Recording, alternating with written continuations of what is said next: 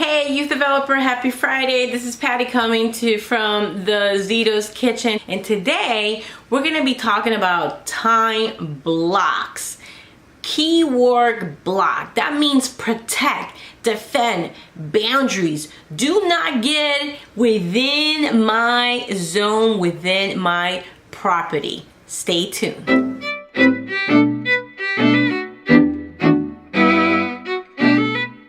Ago, Jimmy and I hired a coach from Rich Dad Poor Dad company, which is a pretty expensive investment that we made, but we did it because the key word there in coaching is accountability.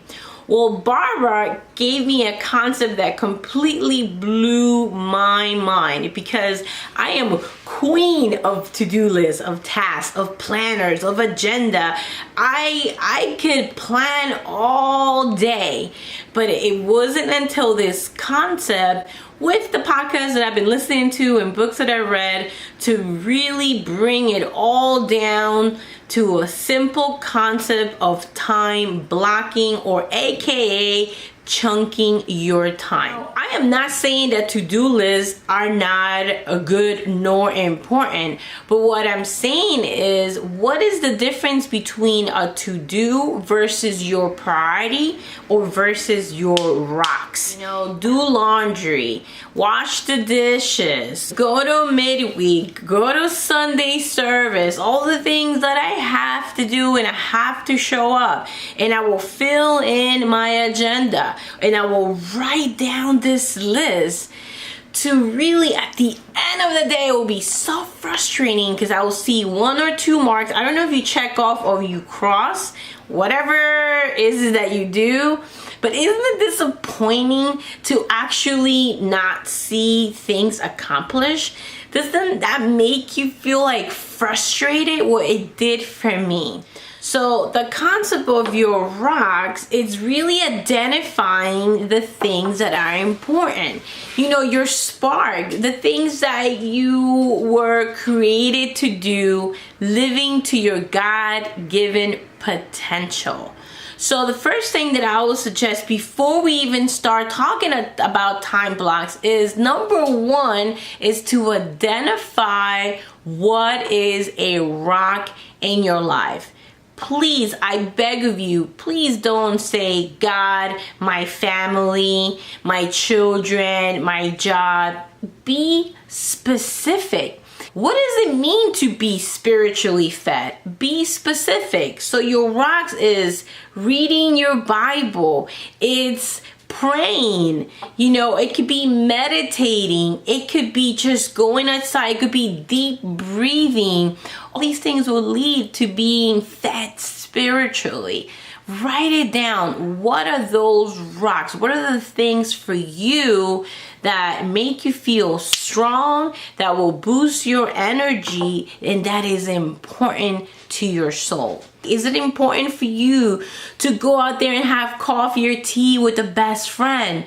You know, is it for you to go to a museum and get lost in art? Whatever that is, write down your rocks, the things that give you energy, that make you feel alive. Perhaps they're hobbies. You know, I love to dance. I love to play sports. You know, volleyball and archery is my brand new sport.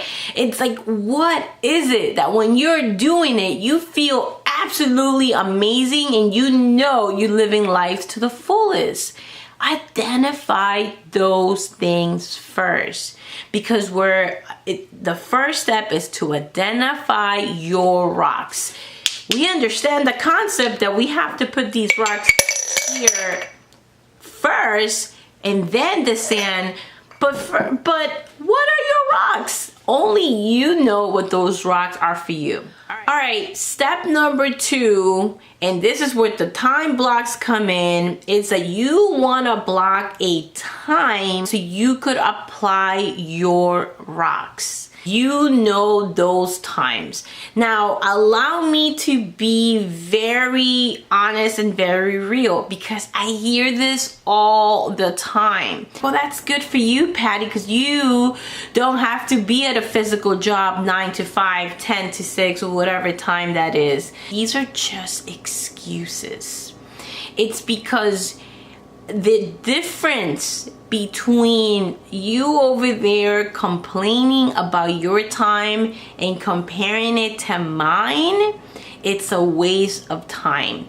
It all comes down to our decisions and how we have taken the time to reflect and identify rocks, and to make the time and to block your time. That is just the honest truth out here. I'm only speaking from a place of love, not judgment, because I was there. I stood there, whether comparing myself or wishing for more. But it comes down to our choices. You are only responsible for yourself. So if relationships are huge for you, if you consider yourself a disciple of Jesus and your number one priority is your relationship with God, well, you gotta time block your time with Him, and no one nor anything can get in the way. Decide on the time now. Block it. So, you know what? I have a hard time doing my quiet time because of my children. Sorry. That's an excuse. Block it. If your child wakes up at 7 a.m., get your butt up at 6 a.m. to have that time, because you have identified that rock. That is your rock. If you believe God is your rock, well, guess what? That's gotta go at the beginning of your day. You gotta separate the time, defend that time, create boundaries around that time. Get up and spend that time. If you say that God is your rock, you gotta block that time.